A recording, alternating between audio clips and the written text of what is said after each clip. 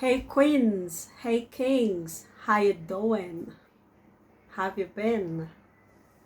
Listen, in this world, we will have so many troubles. But you know what the comforting thing is?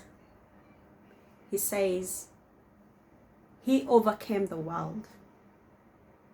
And in him, we can have peace. Isn't that beautiful to know? Listen, there is no pain. There is no heartache that the Lord cannot heal. Doesn't that make you smile? And the comforting thing is, in Jeremiah, he says, he formed us and he knew us before he formed us, before we were conceived in our mom's, bodies. Do you know what that means? That he has got plans to prosper you and I. That is what the God Almighty says. Do you know what? That gives me an assurance for every battle that I face in this world. That goes not to say that the pains that we face are easy. They'll come and bite on you and I. They bite at the heart and you feel like your heart is about to escape. Let me tell you something. Even in the midst of those pains, he is right there. This is hard to believe.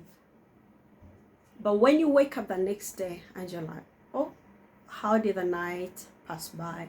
He was standing right there in that fire with you. Sometimes it's hard to pray.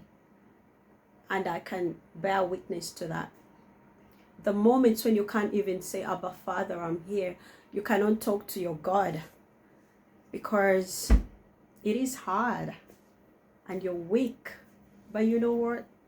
He says, come to me in your weakness. He says, late or bear, I am your dad. Recently, I have learned to speak to God like I see him right there. Tough as it may be, you have to visualize seeing him there. Like I used to speak to my dad. I go to him and say, Lord, this is really heavy. This is kind of heavy. And if you don't come in here, I don't know how I'm going to go through it. I don't know how it's going to look like tomorrow. But hey, my heart is here and I cannot pray. He wants us to speak to him regardless. And tell you what, the battle is not yours. The battle belongs to God. It belongs to him. Queens and kings, do not revenge. He says, I am the God of vengeance. If anything, pray for everyone who brings you so much pain. Pray for them. That is a beautiful place you put yourself in. Pray for them. That is the heart of love. You may want to throw back a stone, but pray, pray, pray. In the simplest of words, just say, Lord, please take over. Help them.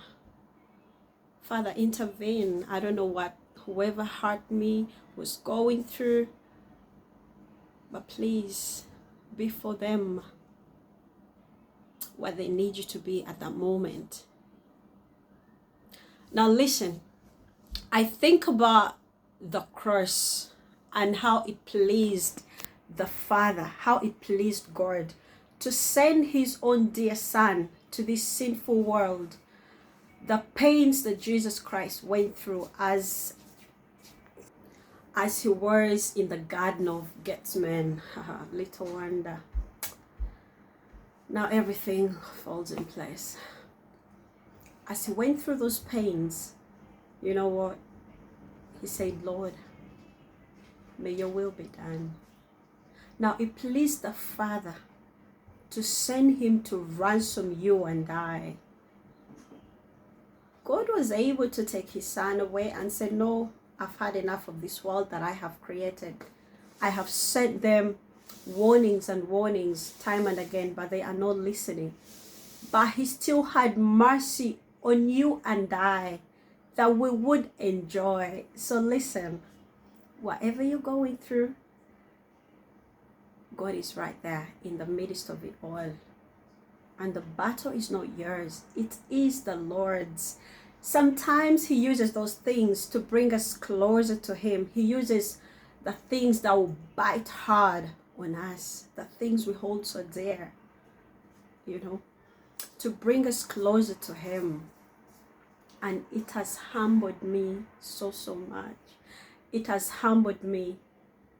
Much as it hurts, much as it's very painful, it is a painful place, I've learned to humble myself and say, Lord, why not me? If your son went through such kind of pain, who am I to think that I cannot take part in that suffering, in that pain? So I'm learning to humble myself down, to leave it all to God, to let him take the wheel, and I know he is a faithful God. He is a faithful Father. He is so gracious with mercy, and he does come through. Stay encouraged.